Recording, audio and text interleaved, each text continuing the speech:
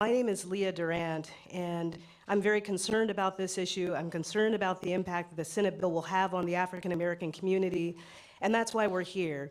We understand that if this bill is passed, it will have devastating consequences, not only on workers in the low-skilled wage sector, but also high-skilled workers as well. We're looking at a bill that will essentially double annual U.S. immigration levels, double the number of people coming to the country. Right now, we admit about 100,000 new workers to the economy, to the U.S. labor market every single month. 100,000 new workers at a time when we've oftentimes created zero jobs or had flat job creation. So we're very, very concerned about this. We are calling upon the Congressional Black Caucus to address this issue and to ensure that the bill is not passed that will further harm and devastate the African American community. Right now, we know we have about 7 million workers that are working in the country illegally. Black unemployment is at skyrocketing levels at over 13%. So I'm just glad that you're here. I'm glad to have this opportunity to be able to speak to this issue. And I would like to start by introducing one of the leaders of our coalition, Dr. Frank Morris. Thank you so much, Leah. You know, we need to have this in a little historical perspective. Anybody who understands the African American community and the history and the politics understands it's been a very difficult kind of politics. That racism has been infused in politics that has resulted in the evisceration of the 15th Amendment from almost 1868 until 1965, the evisceration of the 14th Amendment into something which is, instead of equal protection as it was originally for the slaves, has become basically a tool for corporate interests to claim almost citizenship. And with, of course, Plessy versus Ferguson in 1896, the evisceration of any kind of equal protection. Now, during all these periods of times, Black people have disproportionately been hoping that the political effort would pay off, more than just symbolically. The great debate between Booker T. Washington on one hand and W.B. Du Bois on the other is whether economic or political priority should be sort of as a result in terms of political priority. In spite of these difficulties, Black folks were fundamentally believed in, first, the Republican Party. Most folks don't know that I come from Texas, and you never know it by the Texas Republican Party, but it was founded by the Black and Tans. You know, it's a far away from that. But consistently over the years, the results of political participation and limited participation for Black folks has been nil, and it's been less than none almost for anybody else.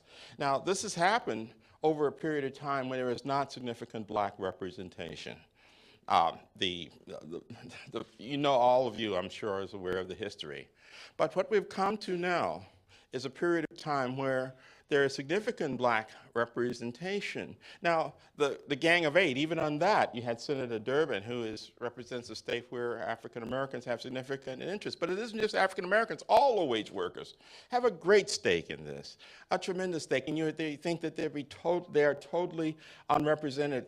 The focus of immigration discussion is not comprehensive. We're not comprehensively talking about the kinds of things that really push immigration. For instance, our trade policies in NAFTA that send subsidized American corn to push Mexican farmers off the land, or our sugar beet policy and our sugar subsidies for the major corporations, of course, that drive Caribbean farmers off the land and into the immigration stream. Or my state again, our cotton subsidies or welfare that sends poor African farmers around the world at risk. Or our rice. We're in drought in Texas. Why should we be substituting rice production?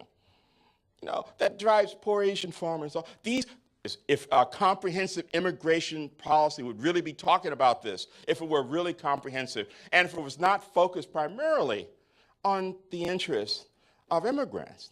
Now, there's nothing that's wrong with that except the interests of citizens get shortchanged. You have the letter that this has been traditionally a history of where, especially African American citizens, because we are not valued, have been shortchanged in the political system. So like I said, it's not been surprising that this has happened when we expected this to happen with, representatives who were not African American. But the blood, sweat, and tears of the Voting Rights Act brought us the greatest amount of black participation, representation. And how would we ever expect that black representation and a black president would do the most fundamental thing in politics? The most fundamental thing in politics is that you're expected to not only support the base, to do things for your base.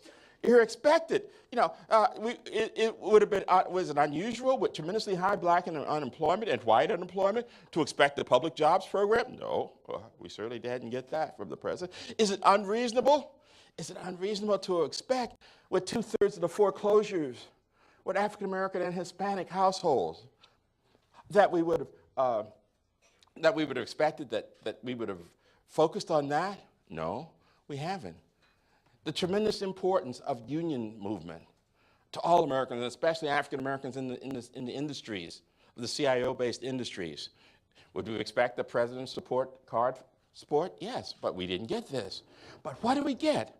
Instead of positive things, we have not only the immigration, which I'm going to focus on is the most important, but you have other kinds of things that are against the very base, from the 40% of the Black Caucus members last year who supported the president when he proposed to the super committee that increased the Medicare eligibility age up to 67. Us poor black males here, our average lifespan is 66. To the chain CPI, black community is getting hit on both sides.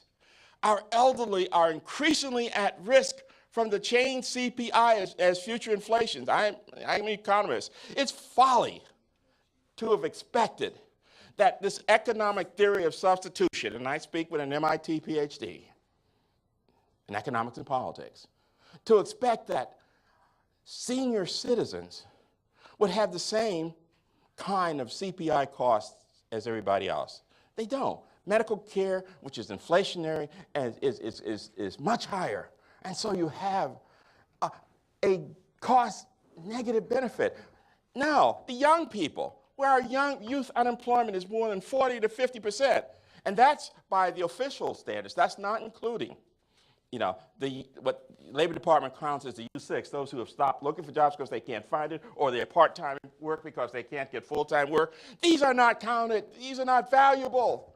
And how is it possible for a Democratic Party where African Americans really are fundamentally part of the base, or an African American president, to be purporting to increase, and to make eligible millions of workers? The only time African Americans are ever employed. We're in the African American community, we say we're the last hired, the first fired. Everybody up here knows that's what we and our parents and us have always suffered from. The only time there's equal opportunity is when there's a tight labor market.